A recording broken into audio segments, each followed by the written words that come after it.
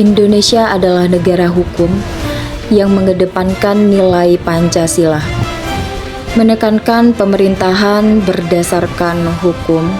Namun, tantangan utama terkait dengan hal ini adalah penegakan hukum yang adil dan berkeadilan. Jadi, berdasarkan atas narasi yang telah dijelaskan barusan, Indonesia sebagai negara yang didasarkan pada nilai-nilai Pancasila dan prinsip hukum sering menghadapi tantangan dalam mewujudkan penegakan hukum yang adil dan berkeadilan.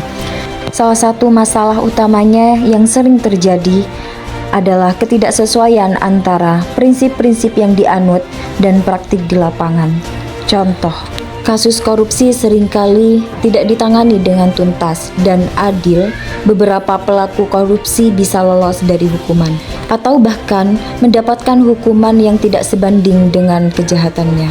Begitu juga dengan masalah kekerasan terhadap perempuan dan anak-anak kecil atau anak-anak.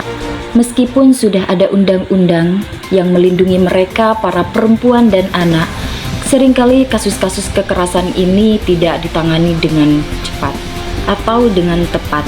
Beberapa isu mencakup ketidakadilan dalam penanganan kasus korupsi, kekerasan terhadap perempuan dan anak, serta pelanggaran hak asasi manusia yang seringkali tidak mendapat penyelesaian tuntas. Hal ini menunjukkan ketidaksesuaian penegakan hukum dengan nilai-nilai Pancasila.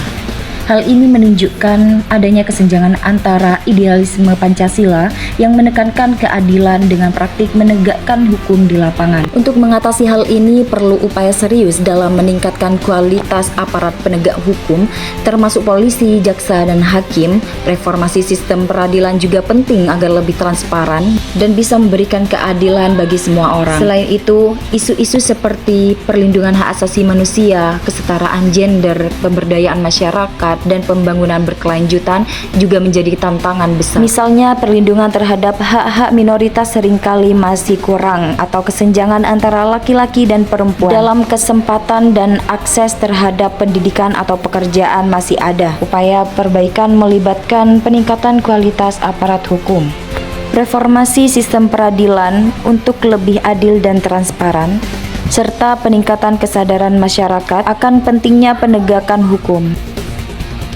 Berdasarkan penjelasan barusan, dapat disimpulkan bahwa untuk mengatasi hal ini diperlukan komitmen dari semua pihak, pemerintah, lembaga hukum, organisasi non-pemerintah, dan masyarakat secara keseluruhan. Pentingnya kesadaran masyarakat tentang hukum dan hak-hak mereka juga tidak bisa diabaikan. Selain itu, isu seperti perlindungan hak asasi manusia, kesetaraan gender, pemberdayaan masyarakat, dan pembangunan berkelanjutan juga menjadi tantangan untuk mengatasi hal ini. Diperlukan kerjasama dan komitmen dari seluruh elemen masyarakat Indonesia.